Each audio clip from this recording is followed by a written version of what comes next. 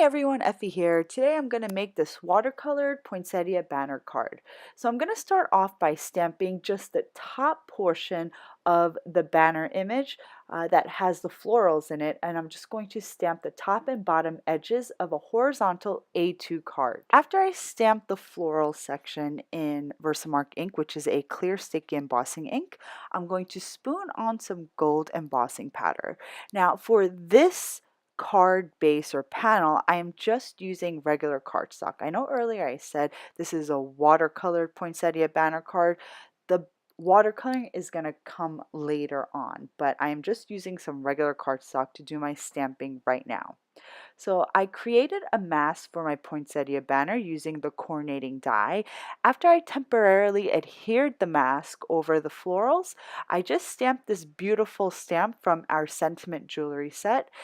This is a really great set because it comes with two different images that you can use to embellish your cards in a way that's different from embellishing with dewdrops or sequins. It's just a different and beautiful way for you to dress up your images and sentiments.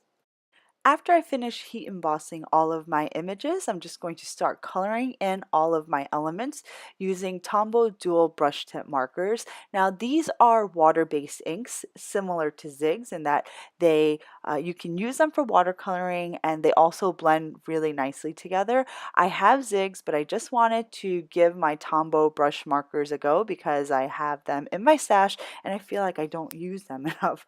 But they are just as bright as the Ziggs and they work really well for coloring. For today's coloring project, I'm just doing some very simple, easy coloring with no shading, and I'm only using two Tombow brush markers. So nothing fancy, I'm just doing some straight up coloring.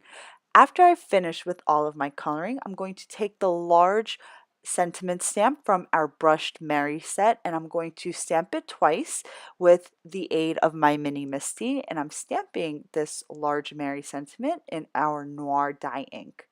Next I'm going to die cut the Mary sentiment using the coordinating die.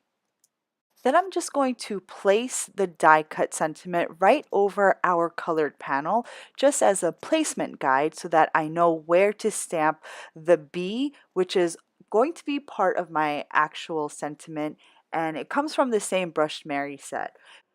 I stamped this in our Noir Dye Ink to match the Mary die cut. Next, I just applied some dimensional foam tape behind my Mary die cut, but before I actually adhere it onto that colored sentiment, I add some stitching to the edges of that panel using the largest die from our double stitched rectangles large set.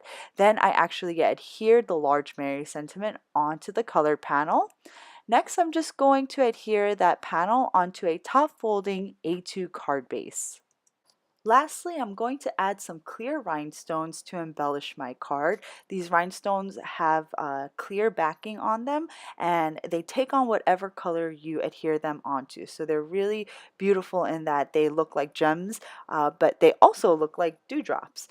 I hope you guys enjoyed today's project. I stretched my poinsettia banner stamp, so instead of using the poinsettia banner complete image, I actually just used a portion of that image to get this beautiful holiday card. So thanks for watching, guys. I'll see you next time.